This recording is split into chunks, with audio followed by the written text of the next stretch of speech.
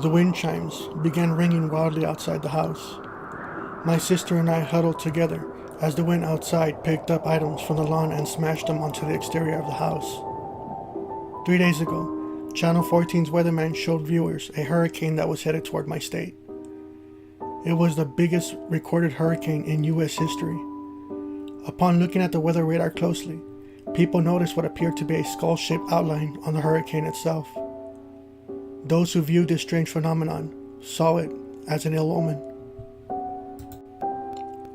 After the first weather report, people stocked up on sandbags, food, water, and electronics in hopes of being prepared. The stores had been picked clean of the necessary essentials and had to close down. Some people procrastinated, leaving them unprepared for what was to come. The hurricane was a Category 4 when it hit land. Some houses fell like decks of cards in the whims of the winds that showed no mercy. The streets flowed like rushing rivers, slamming into cars and slowly dragging them away like paper ships. People were told to stay in their homes. Some had regretted that as they died from drowning. The waters filled their homes like a snow globe. There was no way out for them. Other people, along with my sister and I, managed to make it to our roofs. We stood high enough to see the corpses of our neighbors float by without resistance. The sky got darker, and the rain fell harder than it has ever poured before. The roof sitters could not see past the walls of water that sprayed violently in different directions. The flooding had been just 3 inches below everyone's roof when something next to a miracle happened.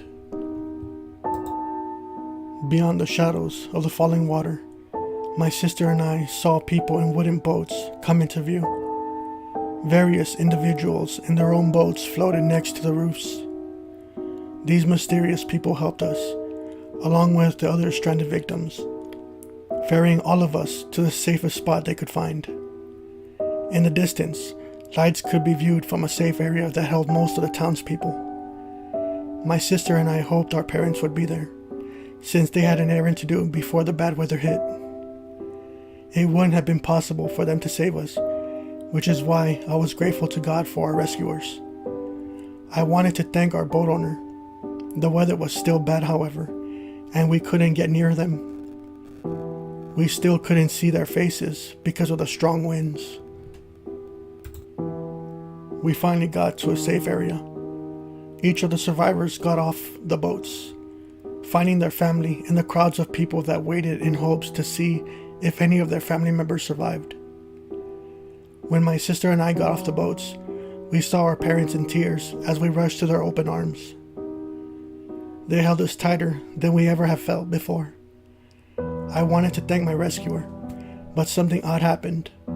Each boat slowly returned to the hazy storm. We all assumed they went to rescue any other people that they might have missed. Most of us headed into the safe house to finally sleep after the ordeals we faced. If our heroes came back, I wanted to thank them as early as possible. The next morning, my father woke me up. I looked at his pale face. He stared at me like a statue. His eyes never blinked once. I told him if everything was okay.